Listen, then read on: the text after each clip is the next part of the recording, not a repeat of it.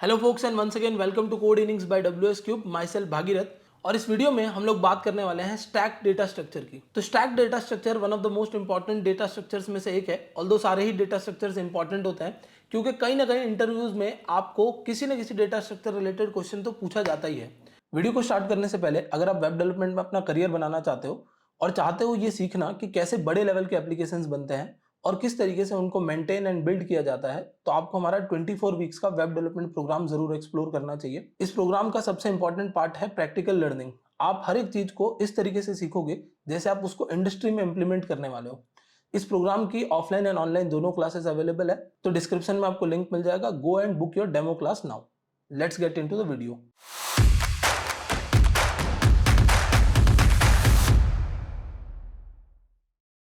तो अगर आपने इसी वीडियो से देखना स्टार्ट किया है तो मैं आप लोगों को बता दूं कि और भी डेटा स्ट्रक्चर्स हम लोगों ने हमारे चैनल पे ऑलरेडी कवर किए हैं, वो भी आप जाके चेकआउट कर सकते हो।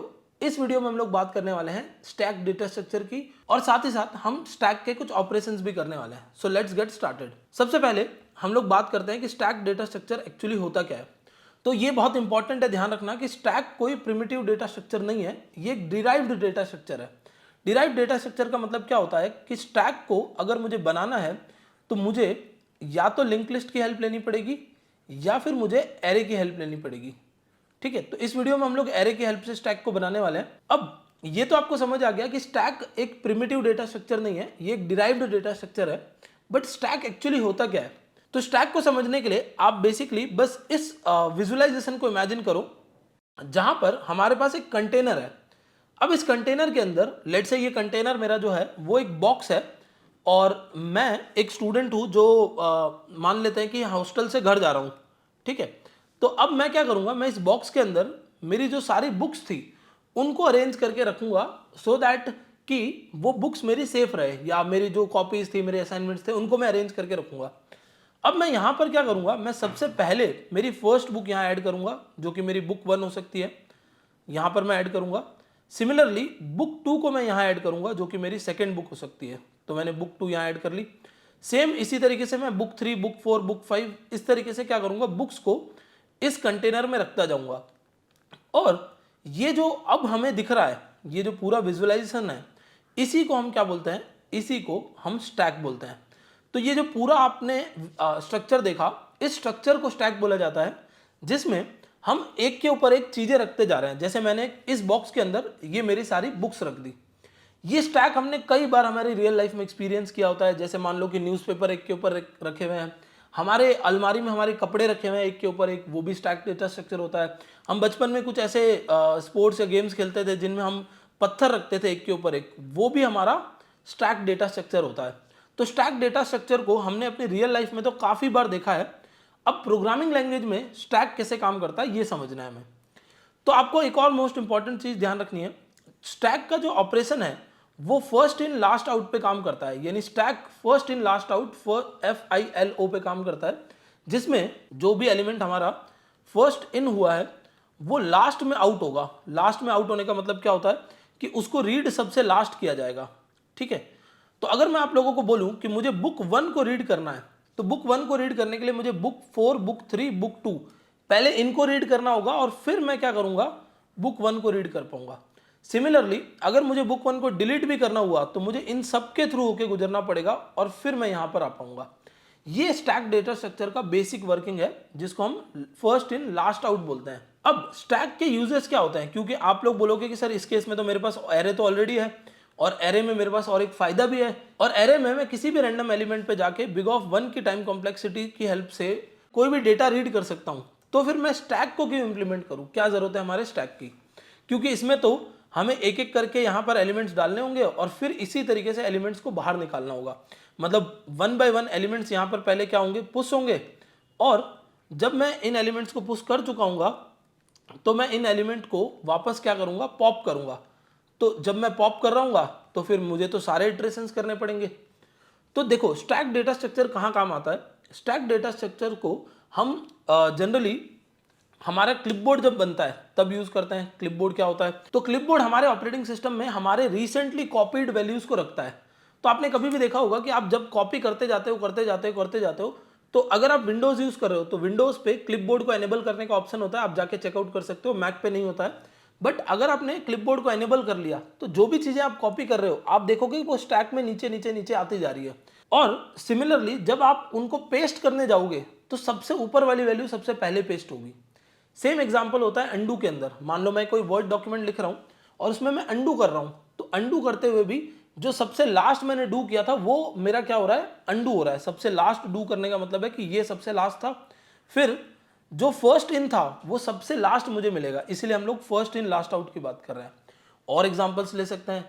जिस ब्राउजर पे आप इस वीडियो को देख रहे होगे, अगर इनकेस आप लैपटॉप को यूज करते हुए देख रहे होगे या ब्राउजर आपने कभी ना कभी ऑपरेट किया होगा, तो ब्राउजर में जो बैक का ऑप्शन होता है वो भी स्टैक डेटा स्ट्रक्चर पे काम करता है। जो सबसे पहला पेज था वो बैक करते करते करते सबसे लास्ट टाइम पे एक्सेस कर पाओगे आप, और जो सबसे फर्स्ट एक्सेस कर पाओगे वो सबसे रीसेंट पेज होगा। तो ये आपके स्टैक डेटा स्ट्रक्चर की हेल्प से बनने वाले कुछ मैंने छोटे एग्जांपल्स बताए, और बहुत सारे एग्जांपल्स हैं। अब हमें यहां तक ये तो समझ आ गया कि स्टैक एक्चुअली होता क्या है। अब नेक्स्ट स्टेप पे चलते हैं और स्टैक से रिलेवेंट कुछ टर्मिनोलॉजीज को समझते हैं। यानी हम स्टैक को क्रिएट करना चाहते हैं तो हम क्रिएट करने के लिए क्या क्या चीजें बनाएंगे या क्या क्या और हमारे स्टैक के साथ रहेगा। तो हमें एक चीज ध्यान रखनी है कि स्टैक में हमारे पास हमेशा एक हेड पॉइंटर, जिसको हम टॉप पॉइंटर बोलते हैं, वो एग्जिस्ट करता है, जो कि ये बताता है कि अभी स्टैक का टॉप क्या है। और वो बाय डिफॉल्ट क्या होगा, हमारा जीरो या नल आप कह सकते हो, कुछ भी आप इसको बोल सकते हो। तो बाय डिफॉल्ट ये क्या होता है, हमारा नल होता है, जिसको हम पाइथन में नन बोलते हैं। तो top pointer by default none होता है।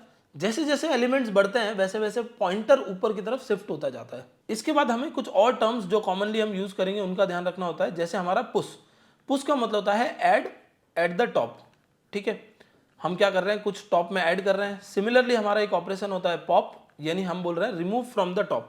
हम यहाँ क्या करने वाले हैं, remove from the top, top से रिमूव करने का काम करते हैं। एक हमारा एक और ऑपरेशन होता है जो कि होता है पीक। पीक ये बताता है कि हम चेक करके बताएं कि सबसे what is at the top, what is at the top. ठीक है, टॉप पर क्या रखा हुआ है वो हम लोग यहाँ से चेक कर सकते हैं। सिमिलरली हमारे पास एक और ऑपरेशन होता है जिसकी मदद से हम ये चेक कर सकते हैं कि इज स्टैक फुल। तो इज फुल का एक ऑपरेशन हमारे पास होगा जो चेक करके बताएगा कि फुल है या नहीं। फिर हमारे पास होगा इज एम्प्टी, जो ये चेक करके बताता है कि एम्प्टी है या नहीं। तो ये हमारे सारे ऑपरेशंस हैं जो अभी हम लोग बनाने भी वाले हैं, जिसमें हम पुश करेंगे, पॉप करेंगे, पिक करेंगे, फुल है या नहीं चेक करेंगे, और इज एम्प्टी चेक करेंगे।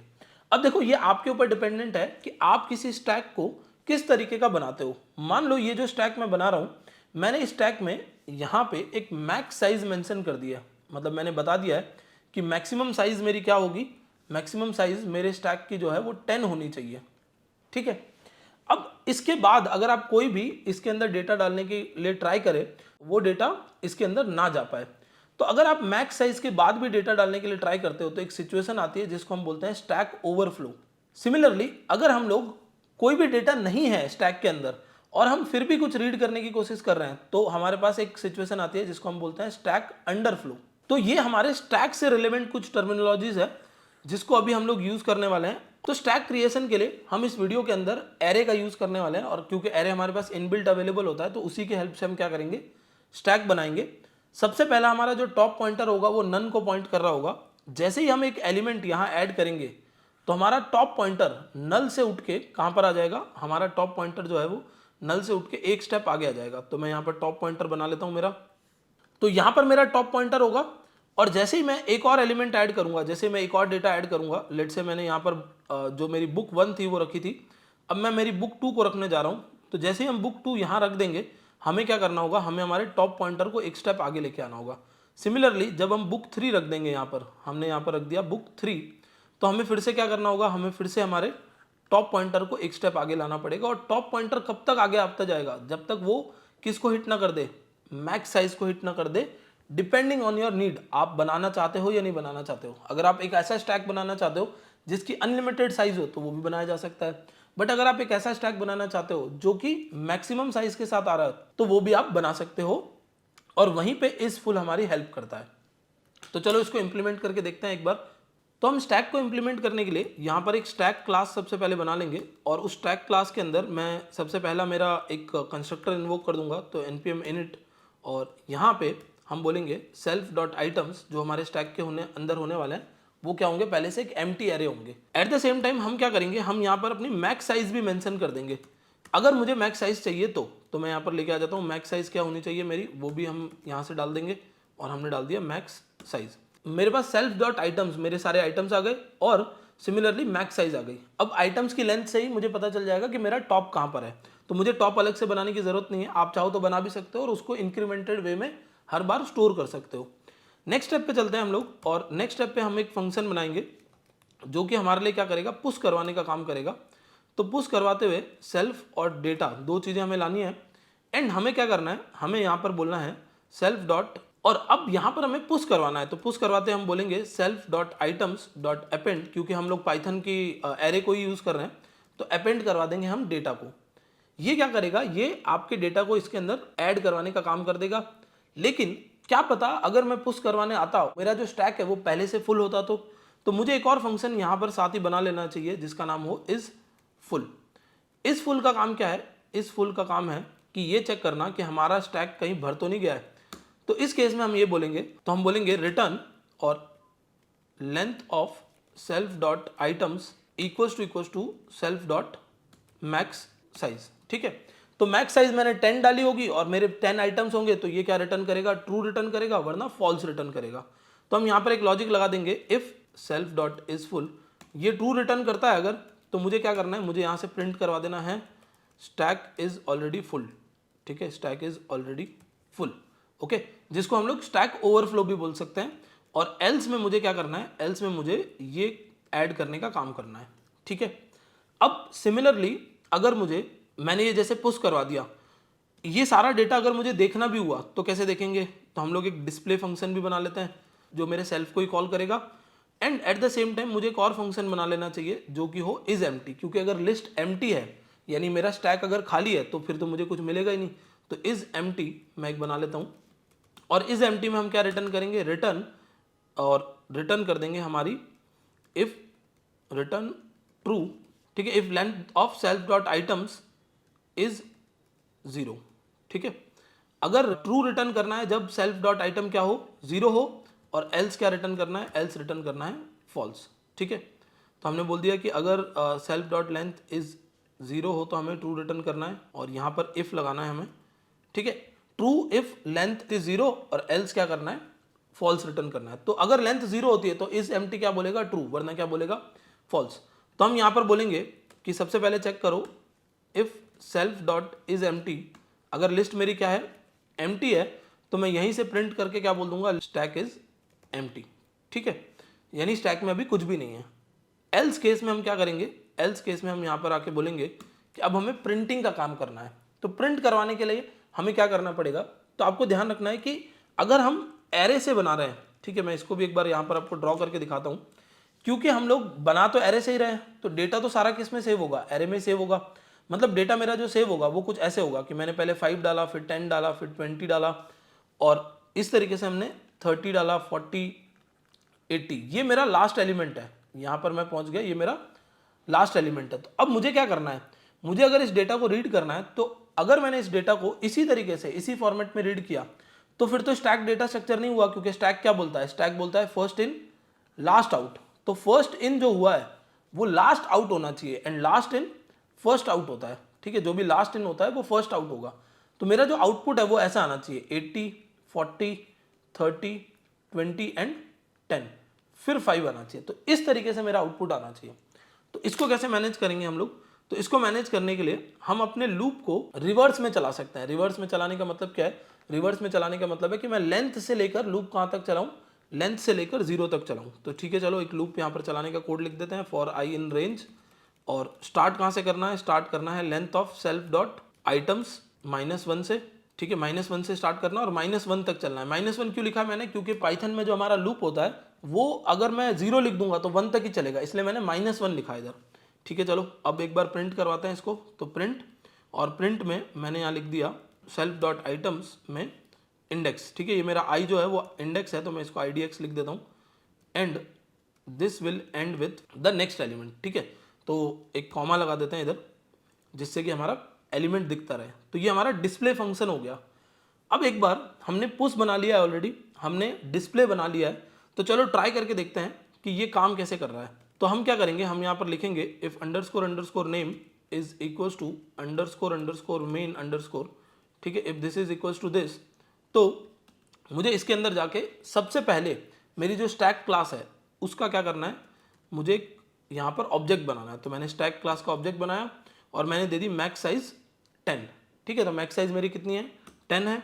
अब मैंने बोला स्टैक डॉट पुश, मैंने पहले 10 ऐड करवाया है, फिर मैंने 20 ऐड करवाया है, फिर मैंने यहाँ पर सिमिलरली 30 ऐड करवाया और लास्ट में हमने 40 ऐड करवाया, ठीक है। तो आप देखोगे कि स्टैक में सबसे नीचे कौन है, 10, फिर ऊपर 20, फिर 30, फिर 40। Now let's try to print this. तो स्टैक डॉट डिस्प्ले हमने किया और इसको रन करके देखते हैं। ओके, तो यहाँ एक छोटा सा चेंज हमें करना पड़ेगा, हमें यहाँ पर -1 लिखना होगा, बिकॉज हम क्या कर रहे हैं, हम अपने लूप को रिवर्स चलाना चाह रहे हैं, ठीक है। तो लेट्स सी, अब प्रिंट करवा के देखते हैं इसको। तो अब आप देखोगे कि 40, 30, 20 और 10 जैसे हमने स्टैक में डाला था उसके रिवर्स ऑर्डर में हमारे पास यहाँ प्रिंट हो चुका है। तो अब हमने ये देख लिया कि पुश कैसे होता है, हमने डिस्प्ले करवा लिया, इज फुल और इज एम्प्टी देख लिया। अब हमें देखना है कि पॉप कैसे होगा। तो पॉप बहुत सिंपल सा ऑपरेशन है, क्योंकि ये सारे एरे के रिलेटेड ऑपरेशन ही हैं। तो आप यहाँ पर लिखोगे पॉप, और पॉप के अंदर सेल्फ और डेटा। डेटा हमें कुछ चाहिए नहीं, वैसे हमें सिर्फ सेल्फ चाहिए। और हम क्या करेंगे, हम हमारे एलिमेंट को पॉप करेंगे, बट उससे पहले हमें चेक करना है if self dot is empty, कहीं लिस्ट मेरी पहले से खाली तो नहीं है। अगर खाली है तो मैं क्या करूँगा, प्रिंट लिस्ट इज एम्प्टी। तो मैं यहाँ पर लिखूंगा कि मेरा जो स्टैक है वो क्या है, एम्प्टी है। तो स्टैक इज एम्प्टी, ठीक है। अगर स्टैक एम्प्टी नहीं होता है तो मुझे नेक्स्ट स्टेप में जाके क्या करना पड़ेगा, मुझे नेक्स्ट स्टेप में पॉप करवाने का काम करेगा। तो पॉप करने के लिए हम लोग सिंपली बोलेंगे रिटर्न, क्योंकि जो एलिमेंट मैं पॉप कर रहा हूँ वो मुझे रिटर्न भी करना है। तो हम यहाँ पर लिखेंगे self dot items dot pop, ठीक है, self dot items dot pop. इससे क्या होगा, इससे मैं एक बार आपको यहाँ पर प्रिंट करवा के दिखाता हूँ। प्रिंट, और जो आइटम मैं पॉप कर रहा हूँ वो रिटर्न नहीं करते हैं, हम क्या करते हैं, प्रिंट ही करवा देते हैं, क्योंकि ये प्रिंट में फिर प्रिंट चल जाएगा, तो 2 बार प्रिंट नहीं करना है हमें। इसलिए हम यहाँ पर रिटर्न ना करवा के हम बोल देंगे सिंपली प्रिंट दिस, ठीक है। जो आइटम है जो पॉप हो रहा है उसको प्रिंट कर दो, ठीक है। तो एक बार मैं पॉप ऑपरेशन चला के देखता हूँ, डॉट पॉप। अब इसको रन करते हैं तो आप देखोगे कि 40 क्या हुआ है, पॉप हुआ है। 40 क्यों पॉप हुआ, क्योंकि हमने बोला था कि हमारा जो स्टैक है वो कैसे काम करेगा। तो मैं यहाँ पर अगर जो हमने डेटा डाला है वो डाल के दिखाऊँ आपको, तो हमने डेटा क्या डाला था वो चेक करते हैं। हमने डेटा डालने के लिए बोला था कि 10, 20, 30 और 40, ठीक है। तो सबसे पहले क्या आएगा मेरे पास, सबसे पहले यहाँ पर 10 आ जाएगा, फिर मेरे पास 20 आ जाएगा, सिमिलरली 30 आ जाएगा और 40 आ जाएगा। अब जब मैं पॉप करूँगा तो सबसे पहले ये पॉप होगा, तो 40 हमारा पॉप हो गया, फिर 30 पॉप होगा, फिर 20 पॉप होगा और फिर 10 पॉप होगा। इसीलिए हमने जो लास्ट ऐड किया था वही लास्ट में निकल भी गया। हमने यहाँ पर लिखा भी था, हम क्या बोल रहे हैं कि जो हमारा स्टैक है उसमें लास्ट इन फर्स्ट आउट होता है, जो लास्ट गया है वो फर्स्ट आउट हो जाएगा। तो जब भी पॉप कर रहे हैं, पॉप एक्चुअली आउट करने का ही काम कर रहा है और पुश क्या कर रहा है, इन करने का काम कर रहा है। तो जो भी फर्स्ट इन हुआ है वो लास्ट आउट होगा, मुझे ऐसे 4 बार पॉप करना पड़ेगा तब आउट होगा। तो ये हमें समझ आ गया कि पॉप ऑपरेशन कैसे काम करता है। अब लास्ट हम बात करते हैं पीक की। तो पीक करने के लिए हम लोग क्या करेंगे, सबसे पहले जरूर चेक करेंगे कि if self dot is empty, कहीं लिस्ट हमारी एम्प्टी तो नहीं है। एम्प्टी है तो हम कैसे उसके अंदर पीक कर सकते हैं। तो अगर एम्प्टी है तो हमने फिर से प्रिंट कर दिया कि लिस्ट इज एम्प्टी, ठीक है, यानी अंडरफ्लो वाली सिचुएशन है। एल्स में हम यहाँ पर बोलेंगे कि अगर लिस्ट एम्प्टी नहीं है तो मुझे क्या करना है, मुझे करना है प्रिंट व्हाट, प्रिंट करना है हमें सेल्फ डॉट आइटम्स और लास्ट इंडेक्स। अब लास्ट इंडेक्स कैसे निकालोगे, तो लास्ट इंडेक्स निकालने के लिए पाइथन में सिंपली आपको क्या लिखना होता है, -1 लिखना होता है। इनकेस आप किसी और प्रोग्रामिंग लैंग्वेज में काम कर रहे हो तो लेंथ -1 लिख सकते हो आप, बट हमने यहाँ पर सीधा -1 लिखा है। तो ये पीक ऑपरेशन हमें बता देगा कि सबसे टॉप पे कौन है हमारे स्टैक के अंदर, ठीक है। तो पीक से हमने यहाँ पर चेक किया तो सबसे टॉप पे कौन है, 30 है। अब आप बोलोगे 40 को मैंने पुश किया था बट पॉप भी तो करवाया, तो वो तो आउट हो गया। इसलिए पीक ने हमें बताया कि सबसे ऊपर कौन सा एलिमेंट है मेरा, 30 एलिमेंट है, यानी 30 मेरे पास सबसे ऊपर है। तो ये हमारा स्टैक है। इसी तरीके से हम लोग क्या करते हैं, हमारे स्टैक का कोड बनाते हैं और फिर उसकी हेल्प से जो हमने इनिशियली डिस्कस किया था कि ब्राउजर का बैक मेन्यू बना सकते हो आप, अंडू रीडू के ऑप्शंस बना सकते हो आप, अपना क्लिपबोर्ड बना सकते हो, ये सब कुछ इसी टाइप के ऑपरेशन से होता है। अब लास्ट एक और ऑपरेशन हम लोग करके देखते हैं जो कि है हमारा साइज ऑफ द स्टैक। तो हमने यहाँ पर लिख दिया डिफ साइज, ये हमें हमारे स्टैक की साइज बताता है। तो इस फंक्शन में तो सिंपल सा हमें क्या करना है, हमें बोलना है return self dot items dot length, उसकी लेंथ हमें क्या करनी है, रिटर्न कर देनी है, ठीक है। तो अगर मैं यहाँ पर कॉल करूँ इसको और रिटर्न नहीं करनी है एग्जैक्टली, मुझे प्रिंट करवानी है, क्योंकि अभी हम फिलहाल रिटर्न कुछ भी नहीं करवा रहे हैं। तो हम बोलेंगे प्रिंट दिस, ठीक है। और साइज़ को प्रिंट करके देखते हैं, तो हमने बोल दिया एस डॉट साइज़, ये फंक्शन कॉल किया। तो साइज़ हमारी कितनी आ रही है 3, क्योंकि हमारे पास 3 एलिमेंट है। अगर मैं पॉप नहीं करता हूँ, ये पॉप वाले कोड को मैं कमेंट कर देता हूँ, तो हमारे पास कितने एलिमेंट्स होंगे, हमारे पास उस केस में 4 एलिमेंट्स होंगे। तो ये हमारा पूरा स्टैक डेटा स्ट्रक्चर है, जो कि कुछ इस तरीके से काम करता है। और काफ़ी सारे और वीडियोस इस चैनल पे हम लोग पोस्ट करने वाले हैं, जिसमें मैं आप लोगों को ये बताऊंगा कि स्टैक के रिलेटेड और कौन कौन से एल्गोरिदम्स हम लोग इंप्लीमेंट करते हैं। एट द सेम टाइम हम लिंक लिस्ट से भी स्टैक बनाना सीखेंगे और कई सारे डेटा स्ट्रक्चर्स और कई सारे एल्गोरिदम्स को भी फॉलो करेंगे। तो आई होप इस वीडियो से आपको स्टैक अच्छे से समझ में आ गया होगा। अगर आपको वीडियो अच्छा लगा हो तो वीडियो को लाइक कर दो, अपने फ्रेंड्स के साथ शेयर करो, ताकि वो भी डेटा स्ट्रक्चर्स को पढ़ पाए। और चैनल पे बिल्कुल नए हो तो चैनल को सब्सक्राइब कर लो। और कोई अदर टॉपिक अगर आप पढ़ना चाहते हो तो वो भी कमेंट में आप मेंशन कर सकते हो। We will try our best कि उस पर भी एक वीडियो बन पाए। एंड याद रखना, सीखना कभी रुकना नहीं चाहिए, क्योंकि जो सीखता है वही दुनिया बदलता है। That's it for this video, thank you so much.